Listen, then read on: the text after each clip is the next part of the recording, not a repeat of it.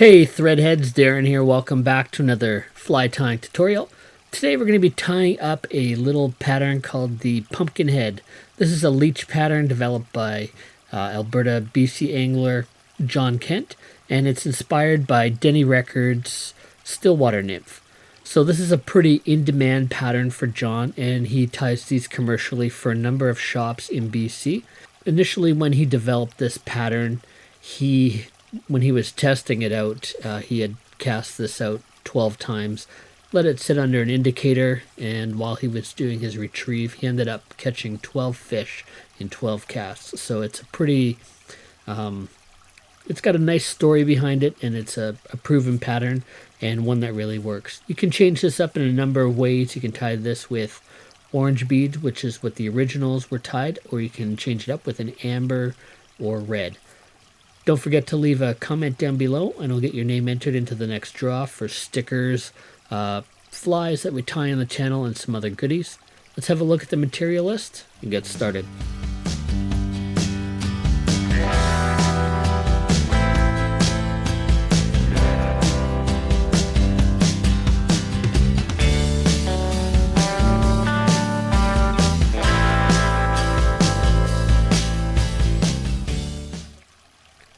Alright, let's get a fresh hook into the vise. Today we're going to be working with a Firehole 718 in a size 10. And this pattern's tied in sizes 10 and 12. It's somewhat of a micro bugger. So basically the steps of tying this are the same as you would a woolly bugger, with a few little differences. So we've got a number 8, and this is an amber silver lined bead. Glass bead. Originally for the pumpkin head we used an orange one, and John also has some variations using a red bead on there as well. So you can just kind of see these beads, they have a little bit of silver paint on the inside and just kind of gives them a little bit different look, especially when they get wet and the sun hits those. And I use those quite a bit for different Leech patterns. We're going to be using some 70 denier olive thread. We'll just start that behind the bead and we'll wrap that down, just kind of establish a thread base and kind of put it in our mind where we want to start our tail. Go ahead and trim the tag end of that.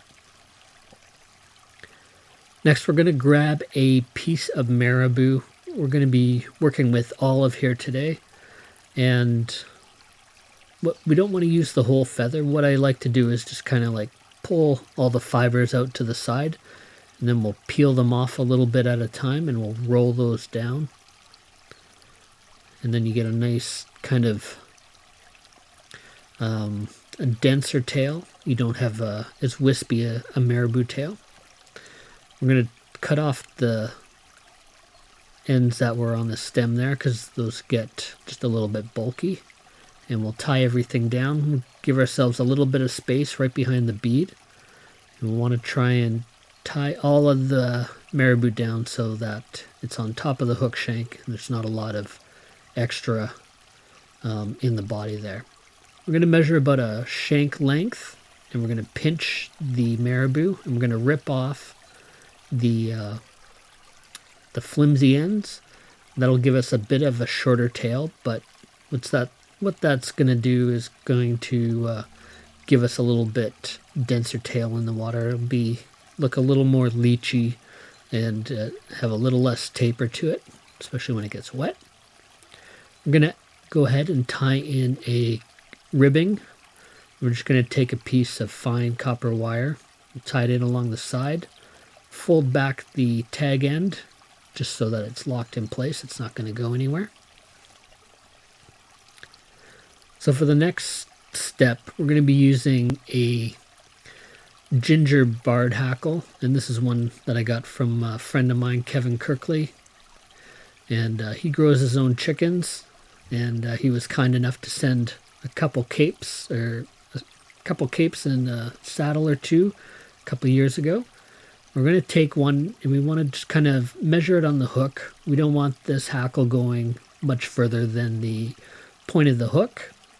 So we want this to be on the short side. So we'll go ahead and we'll clip that off, and we'll pull some of the barbs off so that we've got a nice tie-in point. We're going to flip that around so that we've got the dull side of the feather pointed out towards us. Take our thread up behind the bead. We're going to try and tie that down so that the dull side faces out, and that can be a little bit tricky. That feather tends to roll a little bit. Just want to make sure you get the stem tied down. We're going to take our thread back, and we're going to add a little bit of dubbing. I've got a number of different olive type dubbings. We're going to use the diamond dub number 158, and I don't know offhand what the actual color on that is. I will put in the notes down below if you're interested. We'll go ahead and we're just going to twist some of that dubbing on to our thread. Just make a nice fine thread noodle or dubbing noodle. And then we're going to wrap that up towards the bead. And we're just going to kind of fill in any of the gaps that we have. We don't want it too thick in here. And we need to keep in mind that as we fish this a little bit, it's going to pull out in between the hackles as well. So you don't want it to be really overwhelming. If you don't have a diamond dub, you can use something like a laser dubbing. Should work fairly well. It's a little bit more muted than the diamond dub, but I think it'll work just fine. Alright, so we've got a decent sized body on there. We're going to try and work our hackle on here. Just like to pull that back. You want to make sure that the shiny side of the feather is kind of facing forward and that the hackles kind of slope backwards. And once you got that established on the first wrap, it's just a matter of winding that backwards. And once we get to the tail, we're going to bring in that wire that we had tied in earlier, and we're going to lock the back end of the hackle in place. And then we're going to wind the wire forward. We don't want to trap down too many of those hackle fibers that we spent so much time putting in place. We'll just wind that up with a few wraps. You want to make sure that you're wrapping over top of the hackle stem just so that it's locked in place. And if it does get broken by a fish tooth or snag or something, it's not going to wreck your entire fly. Just snap off the tag of the hackle. You can keep that tip for another pattern if you want. Then we'll helicopter off the wire. And that's basically it. I'm just going to add a whip finish to the fly just to make sure that we've got it secure. And then off camera, we're going to add a little bit of head cement to that just to make sure it doesn't come apart. Give that a snip, and this one's going to be ready for the box. I'm going to tie this up in a few different variations. Again, you can change the color of the marabou or the diamond dub if you want, as well as the bead.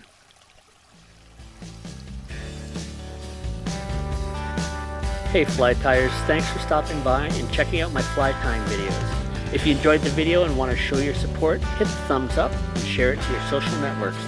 I hope you consider subscribing to the channel, and if you do, be sure to hit the bell icon to get notifications on my latest fly patterns, tips, and reviews. If you have a question or comment, leave a message below. You'll also be entered into the next draw for some of the flies I tie and a few stickers. Until next time, this is Darren saying, keep a hook in your vise. Cheers.